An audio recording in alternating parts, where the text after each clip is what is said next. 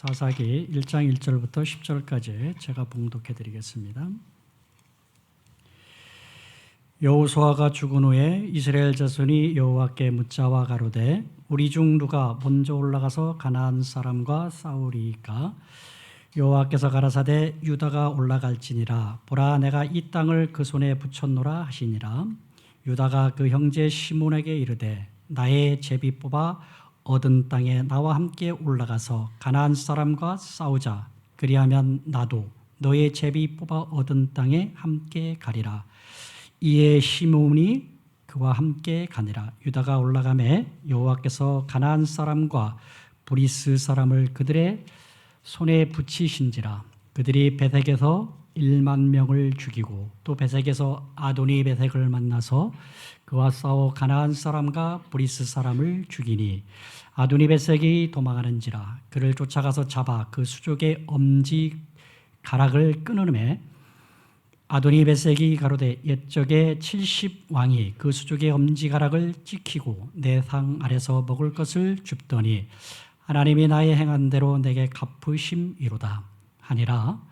무리가 그를 끌고 예루살렘 이르렀더니 그가 거기서 죽었더라. 유대 자손이 예루살렘을 쳐서 취하여 칼날로 치고 성을 불살랐으며 그 후에 유대 자손이 내려가서 산지와 남방과 평지에 거한 가나안 사람과 싸웠고 유다가 또 가서 헤브론에 거한 가나안 사람을 쳐서 헤세와 하이만과 달메를 죽였더라. 헤브론의 본 이름은 기럇 아르바이였더라. 아멘. 어느 나라 백성으로 살아가고 있습니까? 라는 제목으로 함께 은혜를 나누고자 합니다. 여러분은 어느 나라 백성으로 살아가고 있습니까? 아직도 이 세상이 여러분들의 속한 곳으로 살아가고 있습니까? 물론 그렇습니다.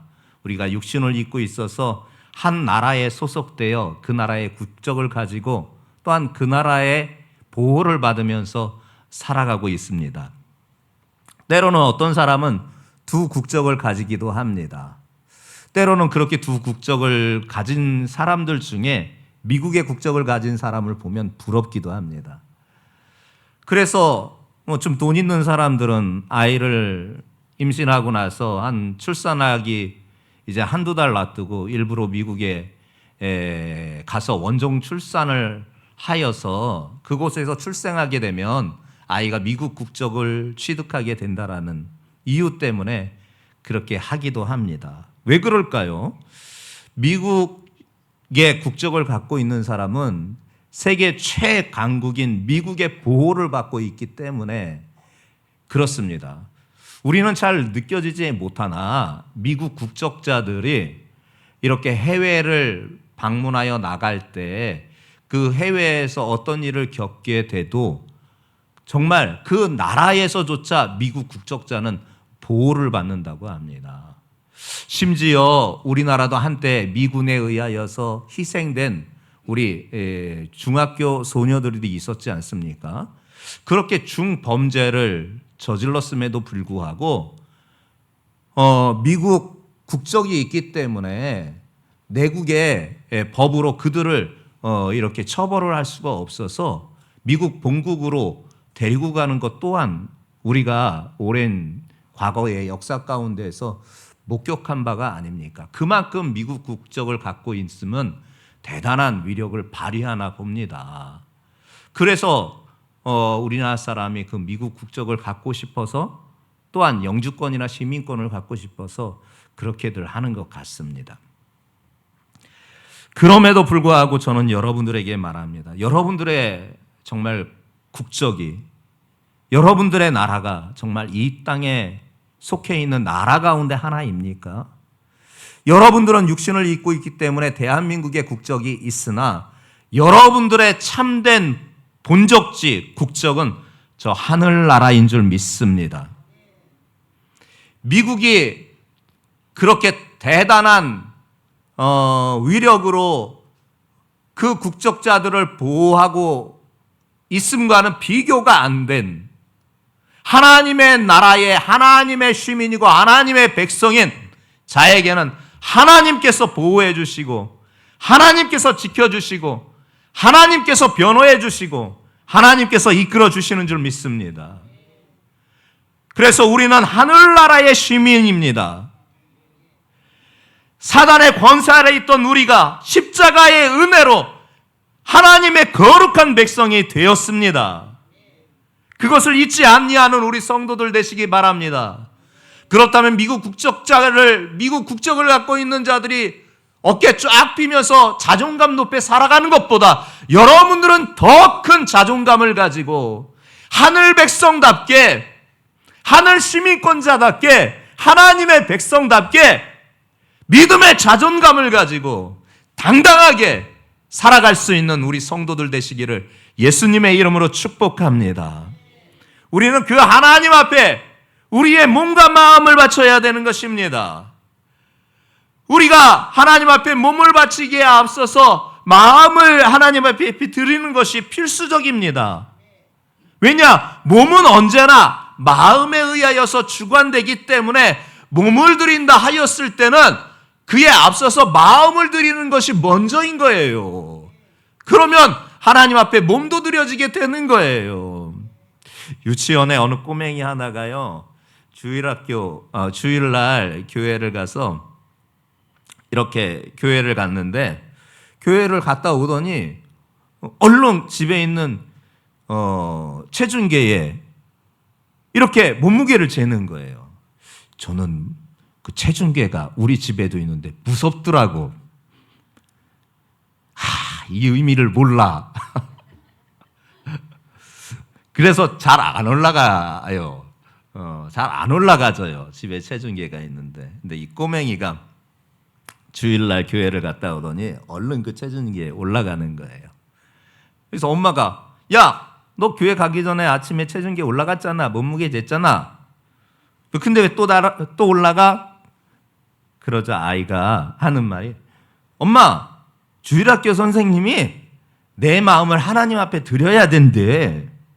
그래서 하나님 앞에 그 시간 기도하면서 하나님 앞에 내 마음을 드렸어. 그래서 내 몸무게가 얼마나 줄었는가 알아보려고 이 저울교에 올라간 거야. 근데 엄마 이상해. 내 몸무게가 하나도 안 줄었어. 참 귀여운 말이죠. 잠언 23장 26절에 말씀하는 바가 있습니다. 내 아들아, 네 마음을 내게 주며. 이리 말씀하고 계시잖아요. 하나님은 우리의 마음을 받으시기 원하는 거예요. 그 마음을 받으셨을 때에 마음이 우리의 몸을 또한 드리게 하게 되는 거예요. 우리 성도들 모두가 이 시간 우리의 마음과 몸을 다하여서 하나님 앞에 드려지는 이 예배가 되시기를 주님의 이름으로 축복합니다. 이 사사기는요, 여호수아가 죽은 후에 사무엘의 치세에 이르기 전까지의 이스라엘의 역사를 기술하고 있거든요. 이 사사기에는 독특한 통치 제도가 하나님께서 임시적으로 만들어 놓으셨습니다. 그게 사사 제도라는 것입니다. 이스라엘 역사엔 늘 이 사사 시대에는요, 이스라엘 역사가 순환적 구조를 갖고 있어요. 어떤 순환적 구조를 갖고 있느냐? 하나님 앞에 범죄하는 것이 먼저 나옵니다. 그리고 하나님의 진노하심이 나오고 이방의 압제가 나오게 되고, 또한 그로 인하여서 이스라엘 백성이 부르짖는 것이 나옵니다. 그로 인하여서 하나님께서 구원을 사사를 통하여서 베풀어 주시는 것이 나타나게 되지요. 그런데 이 5가지가 또다시 반복이 됩니다. 재범죄하고 하나님이 진노하시고 또한 이방이 와서 압제하고, 그러면 하나님께 또 부르짖고, 그러면 또 하나님께서 사사를 보내서 그들을 구원해 주시는 이 5가지의 순환적 구조가 이 사사 시대에 늘 반복되고 있습니다. 연하명의 이 사사 시대에 늘 그래 왔어요. 늘 그래 왔어요. 그러나 하나님께서 이 사사라는 하나님의 구원을 드러내는 특별한 지도자를 세워서 그들을 구원해 내시는 것을 보게 됩니다. 이 사사 시대에 또 뚜렷한 특징이 무엇이냐? 사사기 17장 6절에 말씀하는 바가 있습니다. 사사기 17장 6절에 보게 되면은, 그때에는 이스라엘의 왕이 없으므로 사람마다 자기의 소견에 옳은 대로 행하였다. 이렇게 소개하고 있어요. 이게 사사시대의 특징이에요. 사사시대에는 아직 왕정시대가 이루어지지 않았습니다. 그래서 이스라엘에게 육신의 왕은 없었습니다. 왕이 없으니까 인간의 제도가 없다 보니까 사람마다 자기의 소견에 옳은 대로 행하는 것입니다. 그것이 사사시대의 특징이었습니다. 그런데 여기에 문제가 있습니다. 그때의 이스라엘에 왕이 없으므로 합당치 않은 말씀이잖아요. 하나님께서 왜 인간 왕을 안 세웠느냐? 만왕의 왕이시여 만주의 주가 되신 구원자 하나님이 계시기에, 당신께서 계시기에 인간 왕을 그들에게 공포하지 않았던 것입니다. 하나님이 왕이셨던 것입니다. 하나님이 만왕의 왕이시고 만주의 주가 되시고 그분이 이스라엘을 애굽에서 출애굽하여서 구원해 주신 유일하신 전능하신 하나님이신 것입니다. 그분이 왕이신데 무슨 인간 왕이 필요합니까? 즉 그때의 이스라엘의 왕이 없으므로 이 말씀은 하나님이 왕 되심을 이스라엘 백성들이 인정하지 않았다라는 겁니다. 큰 사단 났어요. 하나님이 왕 되심을 인정하지 아니하는 이스라엘의 범죄. 그러니 자기의 소견에 옳은 대로 그냥 살아가는 이 모습. 이것이 사사시대의 특징입니다. 그러다 보니까 하나님의 명령에 불순종했고 율법에도 순종하지 않았고 우상숭배도 자행되는 시대가 이 사사시대였습니다. 그리고 그 일이 아까 말씀드렸던 그 구조를 갖고 있는 그 일이 여러 차례 반복이 되지 않습니까? 근데도 안 돌이켜요. 이 정도면은 하나님께서 참아두셨다가도 한두 번 참아두셨다가도 버리실 만한데 하나님께서는 안 그러세요. 이 같은 상황에도 하나님의 은혜가 어떻게 임하는가? 사사들을 통해서 하나님께서 구원해 주신 것입니다.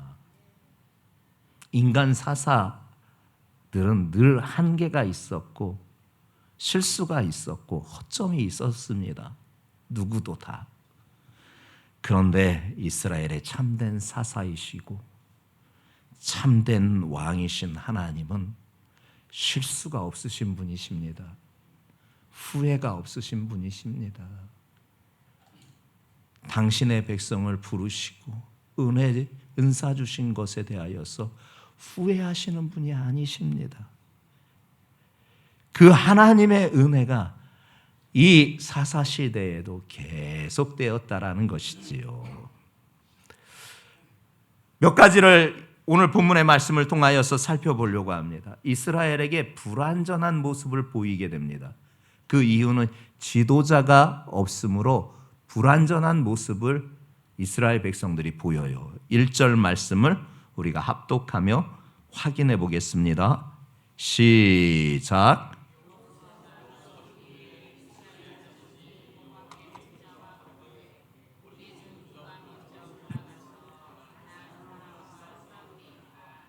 여호수아가 죽었습니다. 그러나 그보다 더 중요한 것은 하나님의 역사는 계속됩니다.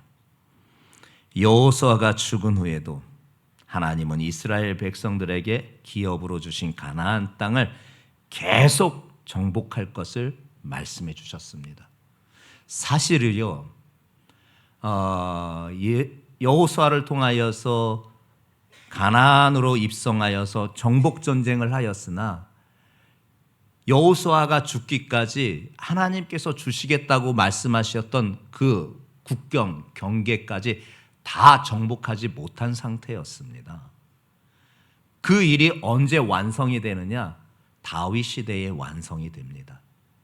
그 전까지는 여호수아를 통하여서 많은 지역, 가나안의 많은 지역을 점령하였으나 아직 하나님께서 약속하신 것까지 다 이루지 못하였던 때입니다. 그런데 덜렁 여호수아가 죽은 거예요. 지도자가. 그러나 하나님의 역사는 계속됩니다. 그가 죽은 후에도 하나님은 이스라엘 백성들에게 내가 이미 너에게 기업으로 준 그 땅을 너희들이 정복하라고 계속 말씀하고 계시는 거예요. 이스라엘에게 문제는 뭐였느냐? 지도자의 부재였어요. 지도자가 없는 것이었어요. 모세가 죽은 후에는 여호수아가 그 뒤를 이어서 지도자의 그 사명을 하여서 이스라엘을 이끌어왔는데 이젠 여호수아가 죽은 후에는 하나님께서는 그 어떤 지도자도 세우지 아니하십니다. 이에 이스라엘 자손이 하나님 앞에 이스라엘 백성 전체가 하나님 앞에 질문을 합니다. 사실 이 질문 가운데 염려가 있었던 거예요. 우리 중에 누가 먼저 올라가서 가나안 사람과 싸워야 합니까? 하나님 앞에 질문하는 태도는 좋은 태도예요. 어떤 문제를 만났을 때 하나님 앞에 어떻게 해야 합니까? 라고 그분에게 간구하면서 방법을 간구하고 그분의 도움을 간구하는 것은 좋은 일이에요. 그러나 사실 여기에서 이스라엘 전체 백성들이 하나님 앞에 이렇게 묻는 질문에는 그들 마음에 지도자가 없음에 대한 불안과 그 불안한 마음이 부지중에 드러나고 있는 거예요. 지금까지는 여호수아가 말하는 것 따라서 하면 됐었는데 이제는 어떡하지? 우리가 어떻게 해야 돼? 하나님은 계속 정복하라고 하는데 우리는 어떻게 해?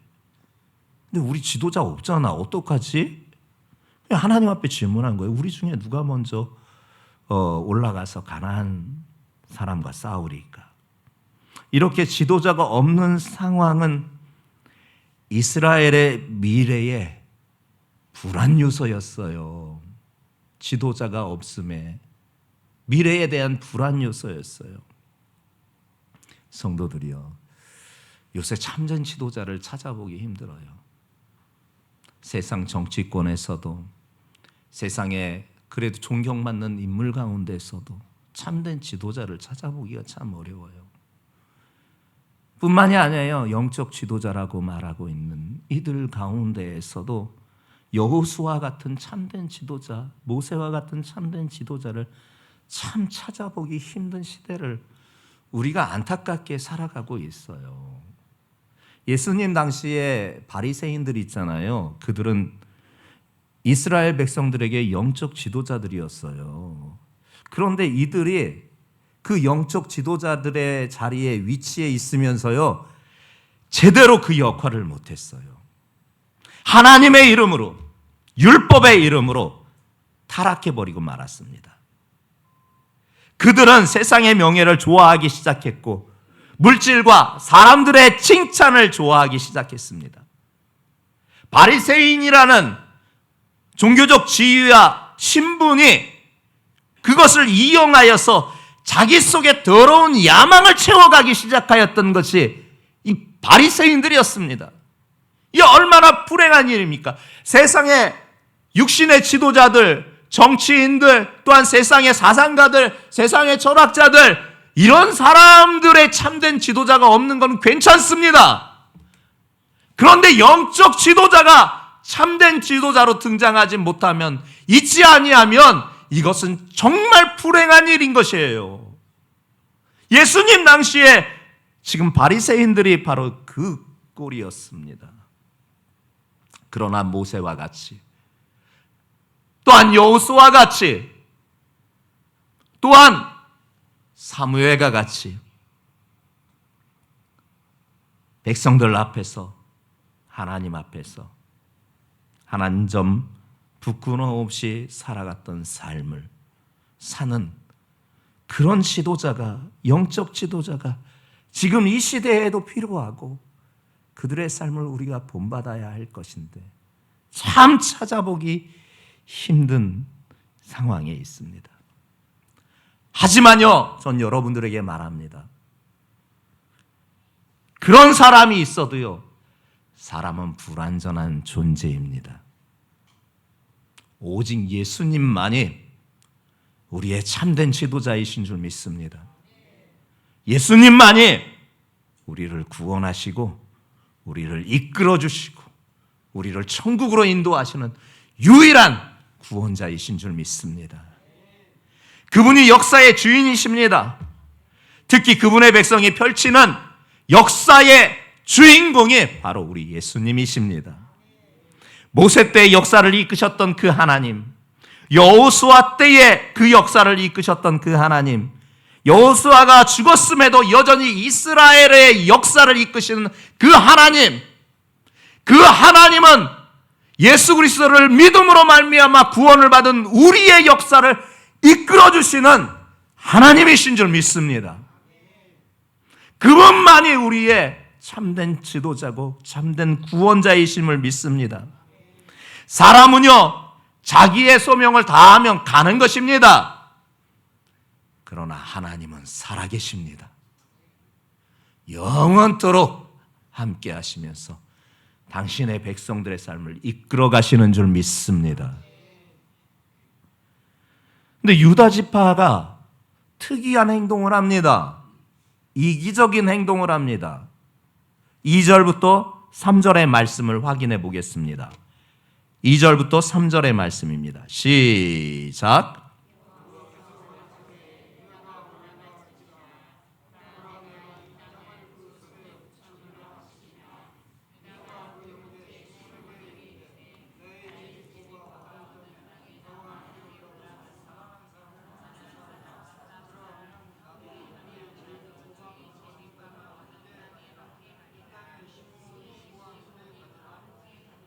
아멘.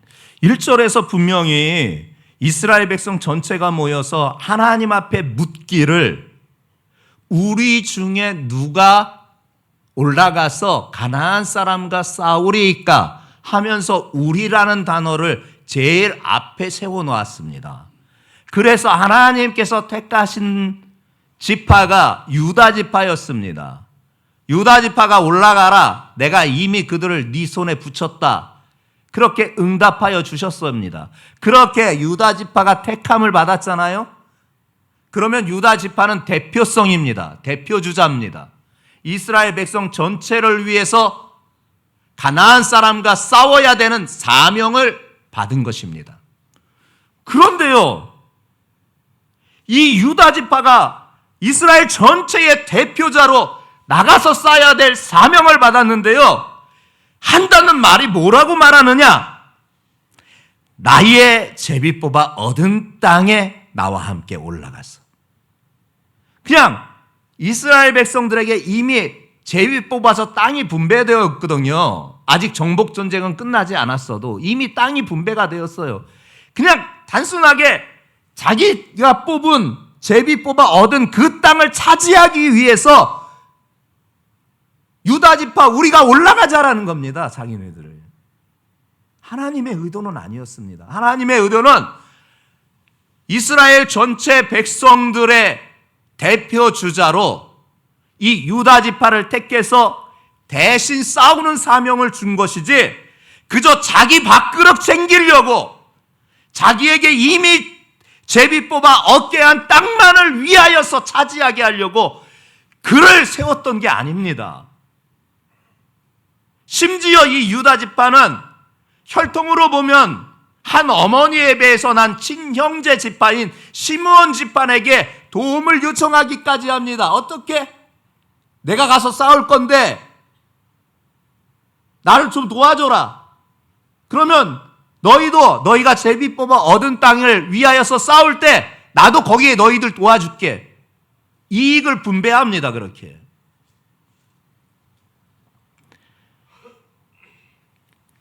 여호수아의 지도 아래 있을 때는요, 모든 지파가 하나였습니다. 모든 목적이 하나였습니다. 모두가 한 행동으로 하였습니다. 여호수아의 지도 아래 있을 때는 모든 지파가 하나 되어서 오직 목표 이스라엘을 전체를 위하여서 가나안 땅을 정복하는 것을 해왔습니다. 그런데 사사 시대에 와서 지파 간의 분열이 시작된 거예요. 지파 간에 이기주의가 들어온 거예요. 자기만을 생각하는 거예요. 자기 지파만을 생각하는 거예요. 처음부터 그렇게 되었습니다. 여러분, 신앙생활 하는 데 있어서 가장 주의해야 할 신앙의 모습 중에 하나가 뭔 줄 아십니까? 이기주의 신앙입니다.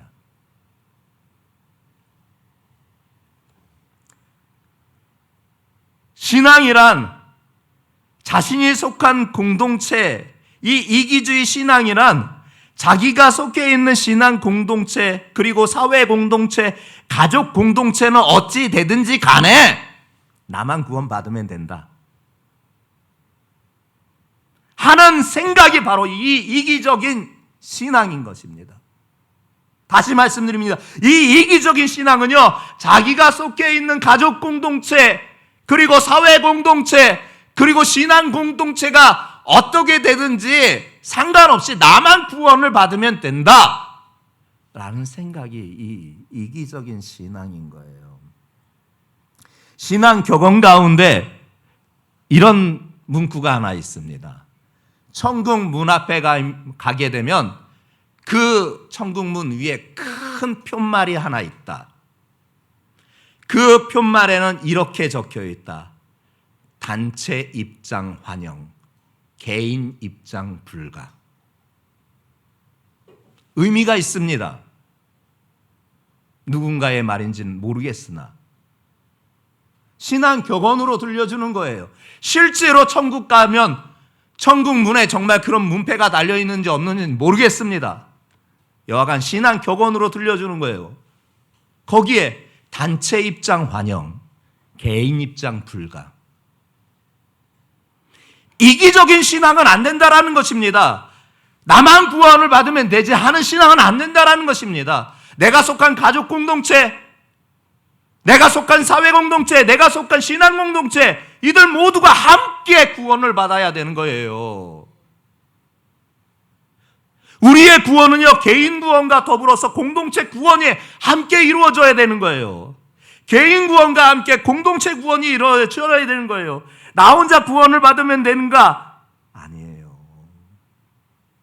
나를 통해서 가족들도, 내가 속해 있는 사회에서도, 또한 우리 신앙 공동체에서도 함께 구원을 받아야 되지 않겠습니까? 그러기 위해서는 우리가 책임 있는 믿음의 자세를 모두에게 보여줘야 되는 거예요. 3.1운동 당시에 우리나라 인구의 한 1.5% 미만이 그리스도인들이었다라고 합니다. 그런데요, 그 1.5%도 안 되는 그리스도인들이 민족이 가야 할 길, 가야 될 방향을 이끌었다고 합니다. 3.1운동에 그 만세운동을 하였던 50%가 넘는 사람들이 그리스도인입니다. 그리고 민족의 33인이라고 말하고 있는 그 33인 가운데 16명이 그리스도인들입니다. 많은 독립투사들이요, 그리스도인들이었습니다. 여러분들이 잘 아는 안중근 의사도, 또한 안창호도, 그 모든 이들이 그리스도인들이었습니다. 근현대사를 공부하는 사람들이라면 이것을 쉽게 알 수가 있습니다. 인구의 단 1.5%도 안 되는 그리스도인들이 민족이 가야 할 방향을 제시하고 이끌어갔던 것입니다. 근데 지금은 우리나라 인구의 코로나 지나고 나서 조금 떨어져서 한 16%가 좀 넘습니다. 근데 사회로부터 손가락질 당한 일이 너무 많아요. 민족에 가야 할 방을 제시하고 이끌어가야 하는데 그렇지 못해요. 과거에는요, 교회를 다니는 사람들이 착한 일 한다는 것은 자연스러운 일로 여겨졌습니다. 근데 요즘은요, 그런 말을 안 해요. 요즘은 세상 사람들이 뭐라고 하는 줄 아세요? 아니, 저 청년 착한 일도 하네. 그런데 교회 다닌대. 예전에는 교회 다니는 사람이 착한 일 하는 것으로 동일시 여겼습니다. 근데 지금은 저 청년 교회 다닌대. 착한 일 하네. 근데 교회 다닌대. 지금은 분리된 거예요. 한 우스개의 영상을 봤습니다. 지하철에서 사람들이 막 싸웁니다. 근데 옆에 있는 사람이 그 싸우는 사람들을 말려요. 싸우지 말라고, 싸우지 말라고. 근데 싸우지 말라고 해서 하는 말이 뼈가 아파요. 왜 여기서 싸워? 여기 교회도 아닌데 왜 그렇게 싸워?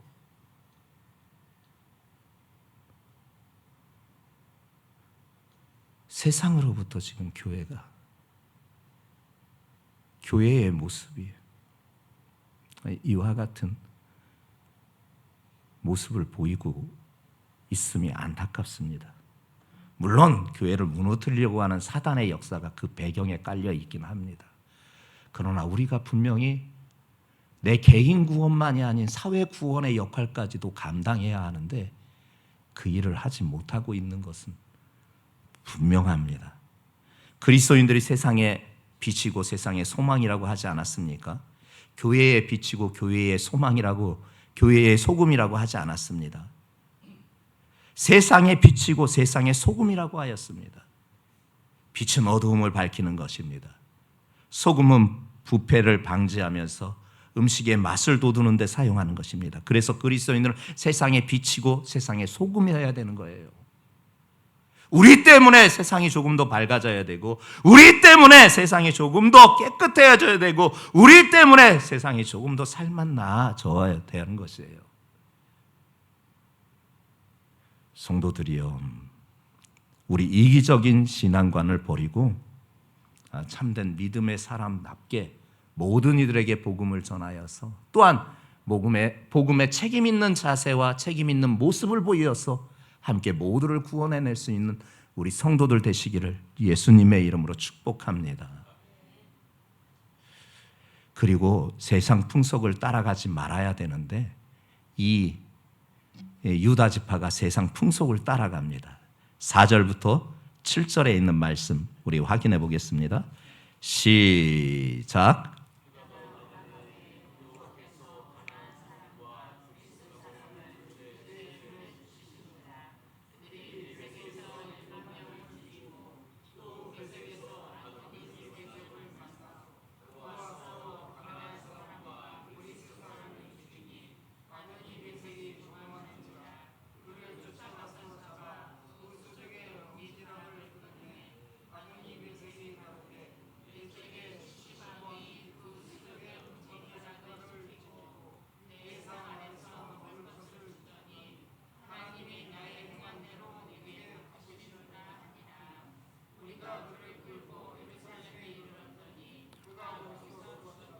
그래요. 하나님께서 약속하신 대로 유다 지파가 전쟁에서 승리했습니다.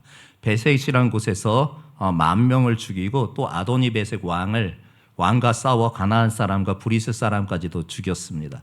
이후 이 도망하는 이 아도니 베셋을 잡아서, 문제는 여기에 있습니다. 아도니 베셋을 잡아서 어떻게 했느냐?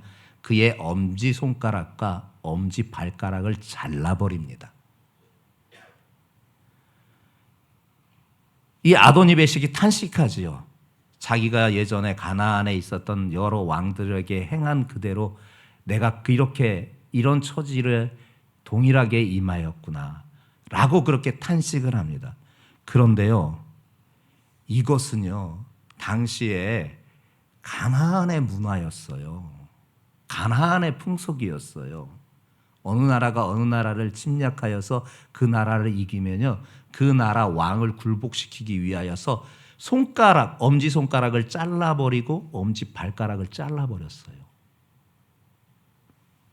그러면요, 지금처럼 의술이 주우면 봉합술로 해가지고 그것을 봉합하여서 살 수 있는데, 당시는요 엄지손가락과 엄지발가락을 자르면요 피가 조금씩 계속 빠져나와서 결국은 죽어요. 아도니 베셋도 죽잖아요. 성경에서는요 신체 절단형에 대하여서 아주 드물게 나타납니다. 적국이라고 할지라도요 손가락이나 발바닥이나 어떤 신체 일부를 잘라내는 것을 하나님이 백성에게는 적절한 행동으로 여기지 않으셨습니다. 그런데 이 유다 지파가 이 전쟁에서 승리하게 하였더니 아도니 베색 왕에게 그 가나안의 풍습대로, 가나안의 문화대로 엄지 손가락을 잘라버리고 엄지 발가락을 잘라버려서 그를 잔인하게 죽이는 행동을 하였던 것이에요. 세상에서 본받아야 될 것과 본받지 말아야 될 것이 분명히 있습니다. 자칫 본받지 말아야 될 것을 본받게 되면 분명히 잘못되게 되는 것입니다. 세상에서 비성경적으로 말하는 경우는 하나님의 말씀을 거꾸로 말하는 그 어떤 것도 우리는 용납할 수가 없습니다. 그것을 본받아서도 안 되는 것입니다. 그런 것을 교훈 삼아도 안 되는 것입니다. 하나님의 백성은 하나님의 말씀만을 붙잡고 살아가는 것입니다. 그리고 하나님의 말씀의 가치만이 최고의 가치로 여기면서 살아가는 것입니다. 세상에 옹호적으로 말하고 있는 동성애나 세상에서 옹호적으로 얘기하는 그 어떤 범죄자의 인권도 우리는 용인할 수가 없는 겁니다. 하나님의 말씀이 분명하게 말씀하고 있는데 우리는 그런 것을 동조할 수가 없습니다. 사도 바울도 그 당시에 이런 일이 있었습니다. 그래서 바울이 분명히 말하고 있지 않습니까? 이 시대를 본받지 말라고. 로마서 12장 2절의 말씀입니다. 로마서 12장 2절의 말씀. 같이 합독하겠습니다. 시작.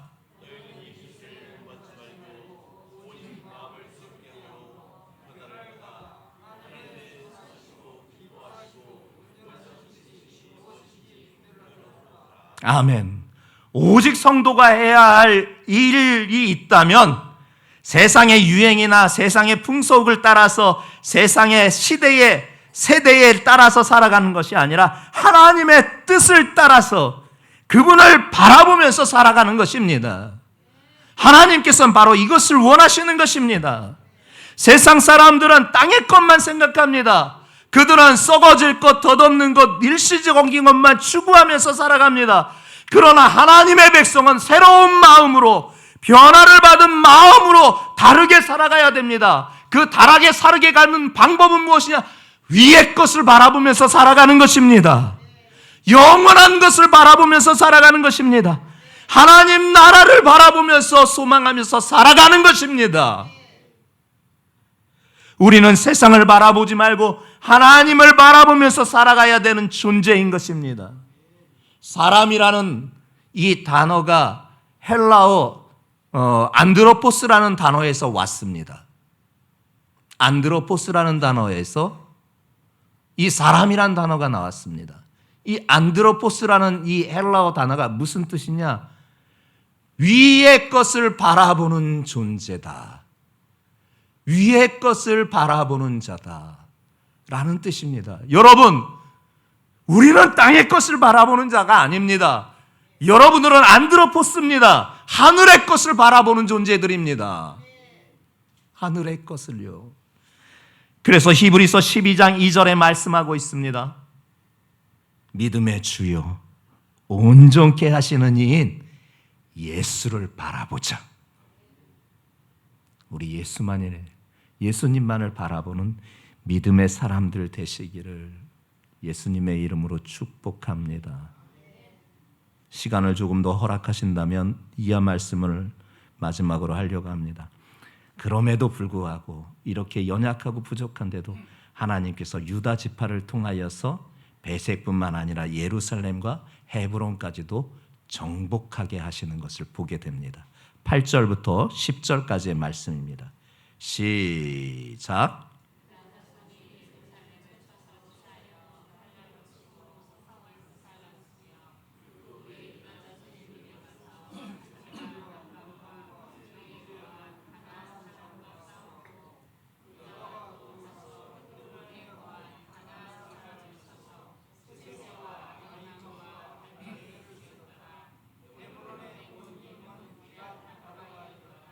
그래요.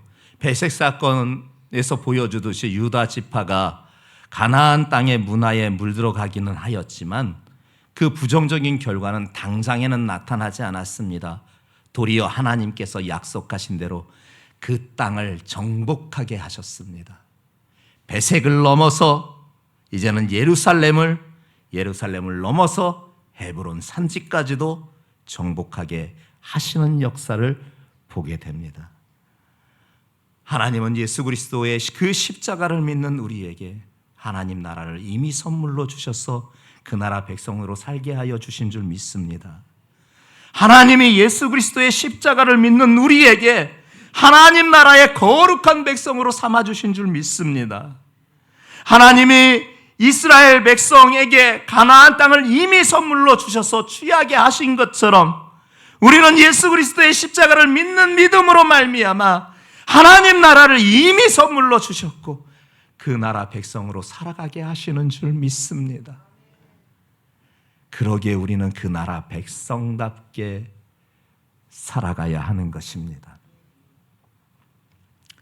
남에게 한 번도 피해를 주지 않고 살아와서 자신의 삶에 대단한 자부심을 가지고 있었던 한 부인이 있었습니다.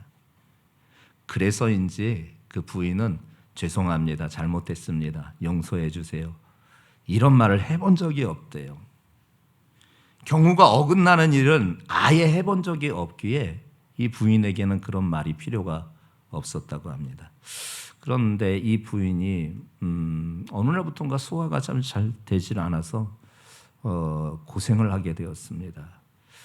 그런데 점점 그 증세가 심해져서 하는 수 없이 병원을 한번 찾아서 종합검진을 좀 받아봐야 되겠다 하여서 피검사도 받고 소변검사도 받고 내시경도 해보고 갖가지 검사를 이렇게 해보았답니다. 그리고 일주일 뒤에 오라고 하여서 가서 의사를 만나 뵀는데 막 의사가 진땀을 흘리더랍니다. 순간 이 부인이 불길한 생각이 들었습니다. 암인가요? 그렇죠.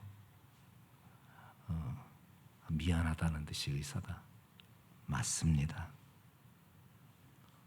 심각해서 3개월밖에 못 살 것 같습니다.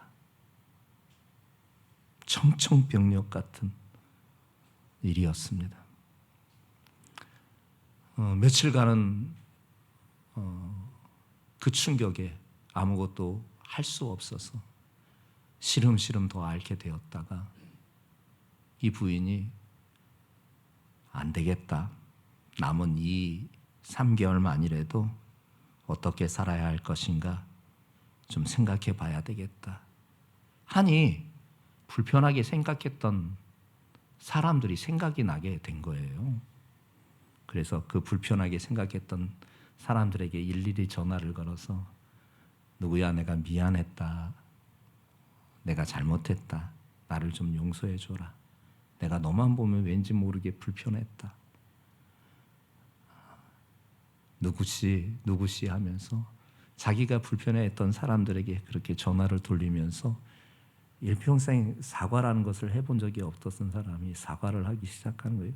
그 전화를 받았던 사람도 그 부인에 대해서 너무 알기에 막 대단한 충격을 받았어요.